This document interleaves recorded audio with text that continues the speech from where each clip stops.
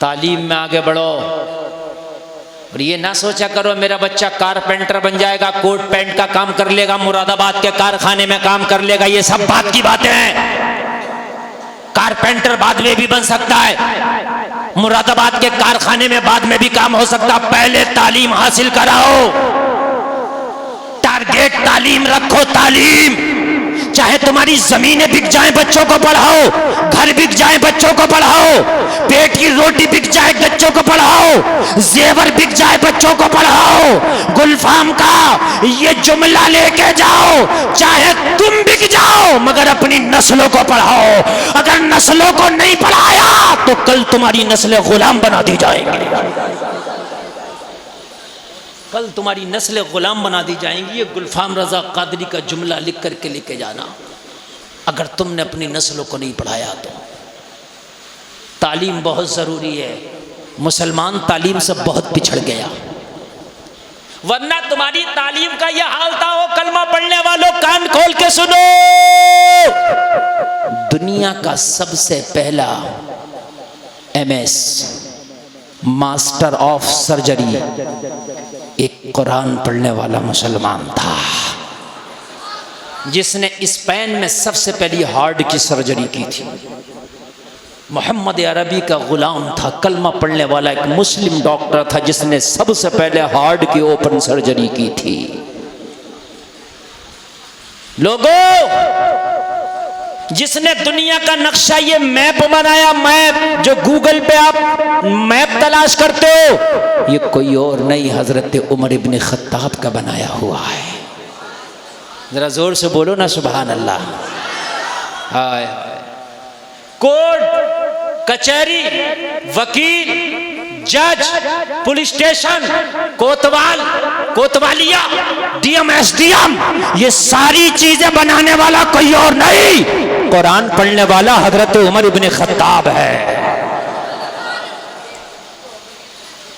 Code तुम्हारा बनाया हुआ, आज जज कोई और है? पुलिस स्टेशन तुम्हारे बनाए हुए, आज उनका चलाने वाला कोई और है। आप कहते हो हमारे बच्चों को तो नौकरी नहीं मिलेंगी, पढ़ा के क्या करेंगे? लोगों, तालीम इसलिए हासिल नहीं की जाती कि नौकरी मिले। तालीम हासिल करके नौकरियां नहीं बल्कि हुकूमतें मिलती हैं। तालीम हासिल करके नौकरी नहीं बल्कि हुकूमतें मिलती हैं। तालीम हासिल तो करें, थोड़ी देर प्यासे रह जाओगे तो कोई बात नहीं है, करबला आ रहा, थोड़ी देर बर्दाश्त करें आप। तालीम हासिल इसलिए मत करो कि नौकरियां मिलेंगी, नौकरी ना मिले।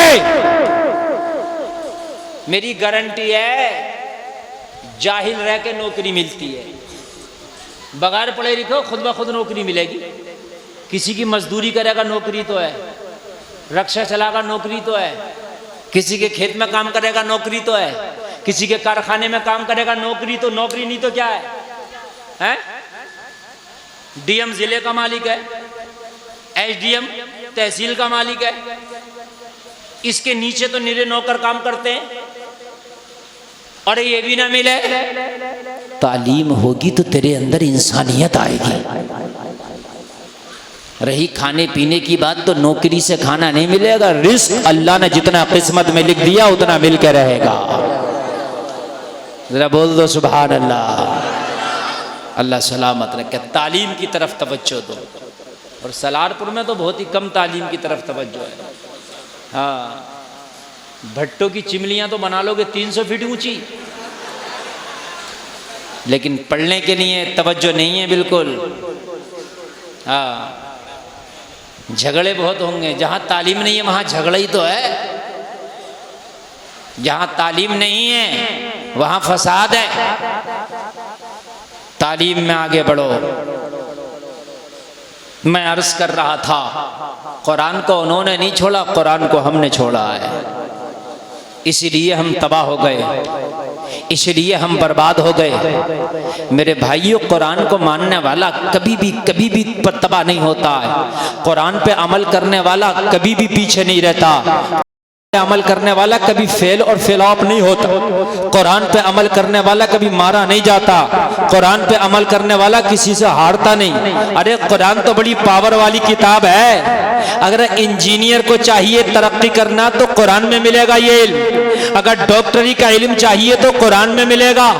अगर जमीनों का इल्म चाहिए तो कुरान में मिलेगा। आसमानों का इल्म चाहिए तो कुरान में मिलेगा। अरे कुरान में है क्या नहीं? कुरान को तूने छोड़ा इसलिए पीछे हट गया। एक बार कुरान का दामन तो पकड़ के देख। गुलफाम रजा का दावा है अगर फिर दुनिया से आगे ना हो जाए तो कहना कुरान पढ़ने वाले पीछे कब रहते हैं? कुरान पढ़ने वाले तो हमेशा आगे रहते हैं। आज भी देख ले, जो कुरान पढ़ गया हाफिज कुरान बन गया।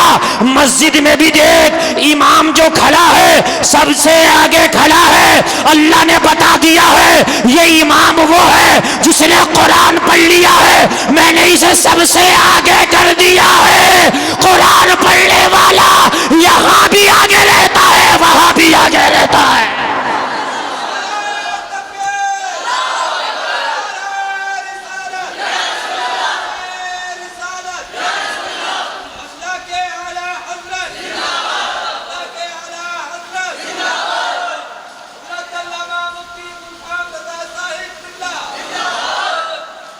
बताइए, आलिम दीन को आप मुसल्ले इमामत पे खड़ा करते कि नहीं करते? आगे है कि नहीं है? एक डॉक्टर है और एक आलिम है या हाफिज। अब दोनों को एक चारपाई पे बैठना, सराहना पैतियाना होता कि नहीं होता? बोलिए, डॉक्टर साहब सराहने बैठेंगे या हाफिज साहब को बैठाएंगे? जबकि डॉक्टर साहब ने बड़ी महंगी डिग्री की है, 1 करोड़ में होती है MBBS। क्यों मेरे भाइयों?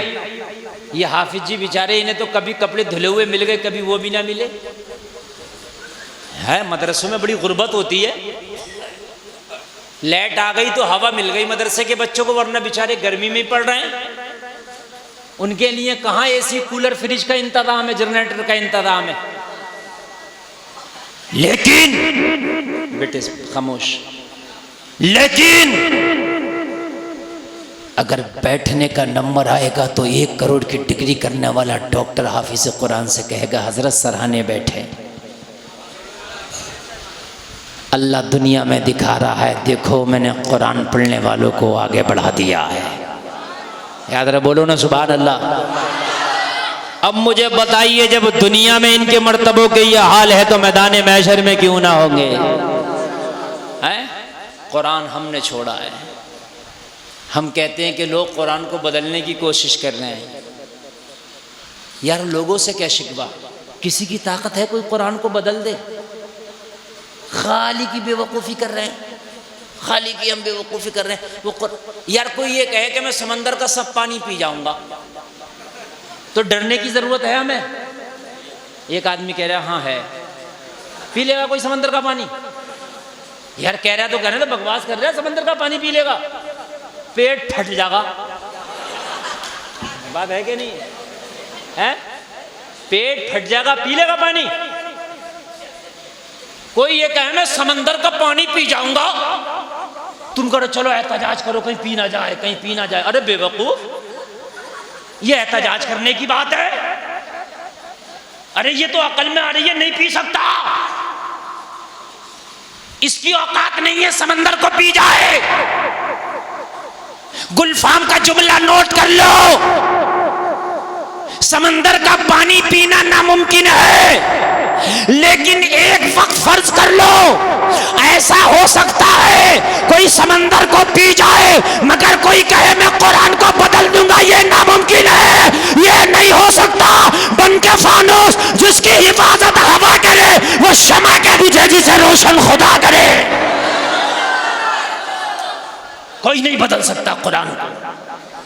इन्ना नहनु नज़्ज़लना ज़िक्र व इन्ना लहू लहाफ़िज़ून। अल्लाह फरमाता है कि हमने कुरान को नाजिल किया और हम ही इसकी हिफाजत करेंगे।